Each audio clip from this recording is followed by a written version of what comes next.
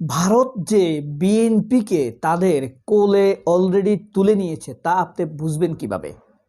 দুইভাবে বুঝতে পারবেন। এক, তারেক রহমান, বিএনপি, মির্জা ফখরুলদের আচরণ দেখে। আরেকটা কিভাবে? আরেকটা হলো ভারতের আচরণ, পত্রপত্রিকার খবর এবং তাদের দৃষ্টি দেখে। আসুন ছোট্ট একটা জিনিস দেখাই, তারপর আমরা মূল আলোচনা করব ভারত তারেক রহমানের ব্যাপারে কি কি জিনিস ফাঁস করে দিয়েছে। সুনীল রায়না দেখেন। খুব সোজা উত্তর আমি তোমায় দিয়ে দিচ্ছি। Awami League is not in election. Next best option is BNP, obviously not Jamaat. তারা অলরেডি 50 লাখ লোক নিয়ে জিহাদ টিহাদের হুমকি দিচ্ছে, ফলে জামাত অবভিয়াসলি ইন্ডিয়া চাইবে না। বাংলাদেশে আসার 7বার ঘোষণা দেওয়ার পর তারেক রহমান আসছে, বাসা ঠিক হচ্ছে, বাসা রং করছে, তারেক রহমানের জন্য বাজার করা হচ্ছে, তারেক রহমানের জন্য গাড়ি কেনা হচ্ছে, তারেক রহমানের নিরাপত্তা ব্যবস্থা ঠিক করা হচ্ছে। এরকম 7টা ঘোষণা দেওয়ার পর 8ম ঘোষণা দেওয়ার পরে যখন আবারও 8মবারের মতো ব্যর্থ হলো, তখন তারেক রহমান একটি ফেসবুকে স্ট্যাটাস দিয়ে জানাইছে না যে আমার আশাটা কেবলই আমার উপরে নির্ভর করে না। অর্থাৎ একজন পরাধীন তারেক, আমরা তখন ভেবেছিলাম নিয়ম শৃঙ্খলা নিরাপত্তা এইসব, কিন্তু এখন ভারত সব কিছু ফাঁস করে দিয়েছে। আনন্দবাজার পত্রিকা এই নিউজটি, ভারতের গোয়েন্দা বিভাগ, বাংলাদেশের প্রথম আলো এরা সহ লিখে দিয়েছে, আর আনন্দবাজার ছেপেছে। প্রথম আলো তো ছাপতে পারে না, ভারতীয় পত্রিকা হলেও তার প্রকাশনা অফিস এই দেশে, আমাদেরকে বোকা বানিয়েই তারা এই দেশে ভারতের পত্রিকা হয়েও টিকে আছে। তো আনন্দবাজার কিন্তু এটা ফাঁস করে দিয়েছে। আপনাদেরকে আনন্দবাজার পত্রিকার একটি নিউজ পড়ে শোনাবো। নিউজটি লিখে হয়েছে 18 তারিখে। 18 তারিখে আনন্দবাজার নিউজ ঠিক করেছে 19 তারিখে, পরশুদিন। আনন্দবাজার পত্রিকার প্রতিবেদন, খালেদা দেখেন, তারেক রহমানও বলে নাই, সামান্য সম্মানও দেখায় নাই আনন্দবাজার পত্রিকা। আনন্দবাজারের কাছেই নাকে খত দিতে হলো তারেক রহমানকে। খালেদা পুত্রের সম্বল, নয়াদিল্লির বন্ধুত্ব ও মুক্তিযুদ্ধ। পত্রিকার শিরোনামই হলো এটা, যে খালেদা পুত্রের সম্বল আপনার মুক্তিযুদ্ধ এবং নয়াদিল্লির প্রতি সাথে সম্পর্ক। ক্ষমতায় আসতে হলে তার একমাত্র সম্বল কি? মুক্তিযুদ্ধ এবং ভারতের সাথে সম্পর্ক। আমরা ডাইল, আমরা কিচ্ছু না। হাসিনা যেভাবে আমাদেরকে মেরেছে, মসজিদ ভেঙেছে, মাদ্রাসা নষ্ট করেছে, ধর্মকে তছনছ করেছে, ইসকনকে প্রমোট করেছে, সাধারণ হিন্দুদেরকে অত্যাচার করেছে, সেটাই হবে। কারণ যেই পত্রিকা লেখছে অনির্বাণ দাশগুপ্ত, সে নিজেও একজন রয়ের লেখক, অর্থাৎ রয়ের প্রেসক্রাইব লেখক, প্রথম আলোর মতোই, খালেদ মহিউদ্দিনদের মতোই। এর হইল প্রেসক্রাইবড স্ক্রিপ্ট রাইটার, অর্থাৎ ফরমাইশি স্ক্রিপ্ট রাইটার। এদেরকে বলে এই বিষয়ে একটা নিউজ লেখো, যেন এটা আমাদের পক্ষে যায়, এটা আমাদের বিপক্ষে যায়, এভাবে তারা ন্যারেটিভগুলো দাঁড় করায়। একটু মনোযোগ দিয়ে শুনেন। হ্যাঁ, সব ঠিক থাকলে আগামী বৃহস্পতিবার 25 ডিসেম্বর ঢাকায় নামছেন। ব্রিটেনে বসে বুধবার তিনি নিজেই সে কথা ঘোষণা দিয়েছেন তারেক রহমান।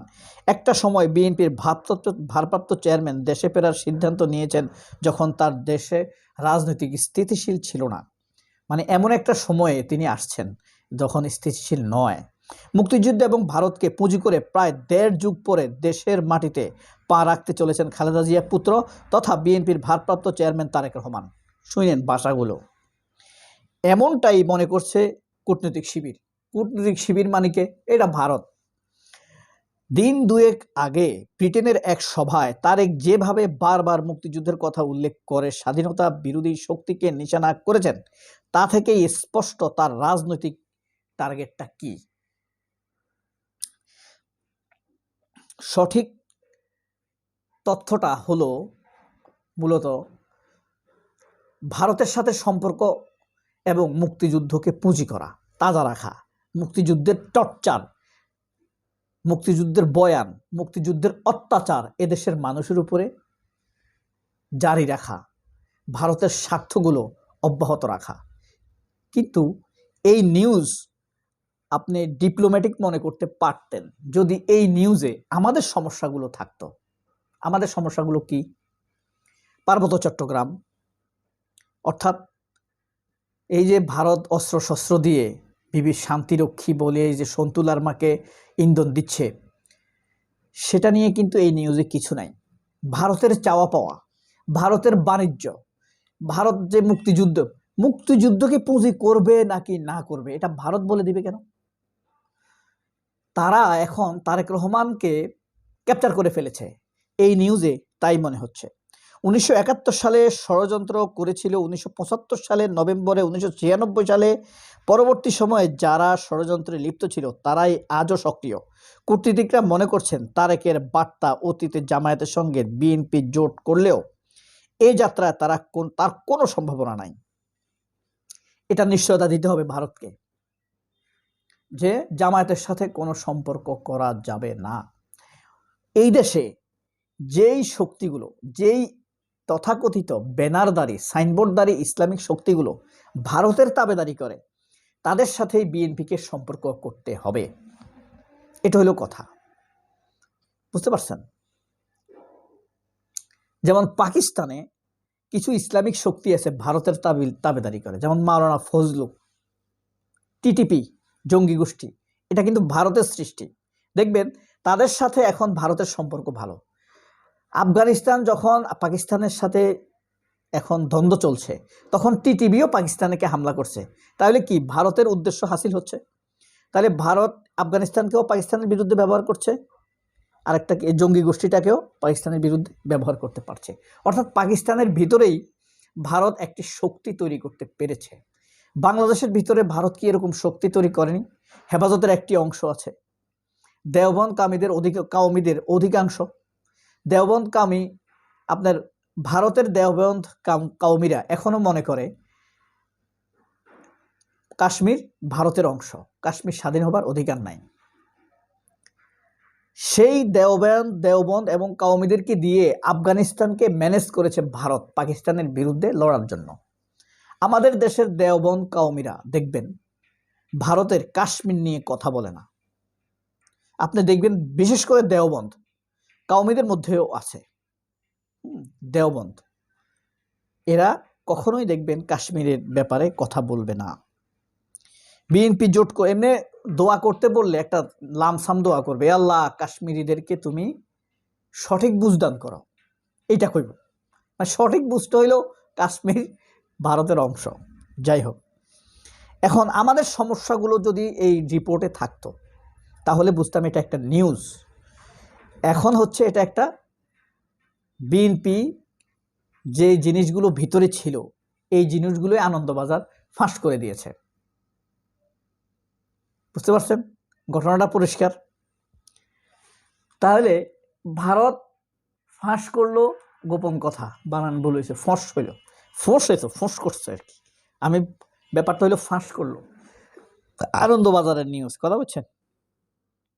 সূত্রের খবর, বিএনপি ক্ষমতায় প্রভাব পড়বে না। বিএনপি ক্ষমতায় আসলে ভারত বাংলাদেশের সম্পর্কে প্রভাব পড়বে না। মানে দেখেন খালেদা জিয়াকে জেলে পৌঁছাইছে, সেটা নিয়েও বিএনপি কথা বলতে পারবে না। আমাদের কয়েক হাজার লোক মারা গেছে, 40,000 লোক আহত হয়েছে হাসিনার অত্যাচারে, সেটা নিয়ে বিএনপি কথা বলতে পারবে না। ভারতের অপছন্দ হয় এমন কিছু নিয়ে বিএনপি কথা বলতে পারবে না। তাহলে ঘটনাটি কোথায় দাঁড়ালো? আমরা এখান থেকে কি বুঝবো? আর আপনাদেরকে যে ছোট্ট ভিডিওটি দেখালাম, সেখানে তো রায়না বলেছে যে জামাত তো নাই, জামাতকে ভারত চাইবেই না, কারণ ওই যে গাজওয়াতুল হিন্দের কথা বলেছে, 50 লাখ লোক নিয়ে কথা বলেছে। কট্টরপন্থীদের বাড়ন্ত আটকাতে পারে একমাত্র বিএনপি। নির্বাচনের মধ্য খালেদার দল ক্ষমতাসীন হলে বাংলাদেশ ভারত বিরোধী তৎপরতা হ্রাস টানা যাবে।